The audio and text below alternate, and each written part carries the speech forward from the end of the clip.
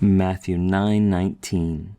Kai egertheis ha Jesus ekeluthesen auto, kai hoi mathetai autou.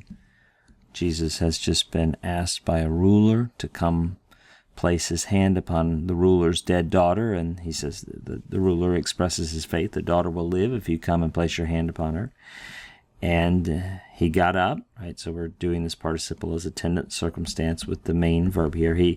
Jesus got up and followed the ruler who had made this request. And then we have the subject expanded, right? It's not just Jesus who did this, right? Which Jesus, third person singular.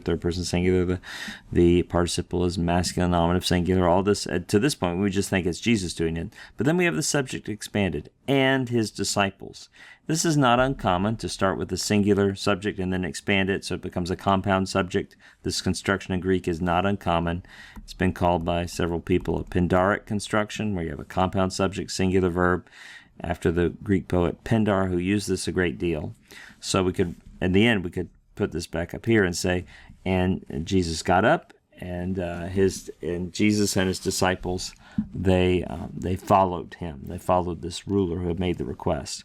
We look at this verb ekeluthesen, right up here, ekeluthesen, and what do you see there that helps you with that? Well, you see a lengthened initial vowel, right? You see a theta. You might say, oh, this is an aorist passive, but you would be wrong, because the lexical form, which I'm highlighting down here below, akelutheo, that theta is part of the lexical form. So, but you do notice a sigma. Oh, this is just an aorist active indicative third person singular. He followed, right? Jesus followed him. Jesus followed the ruler, and in fact, we know his disciples followed along too.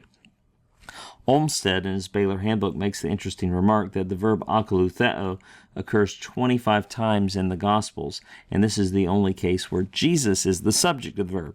In the other instances, it's people following Jesus, but here Jesus is following the ruler, obviously back to his house.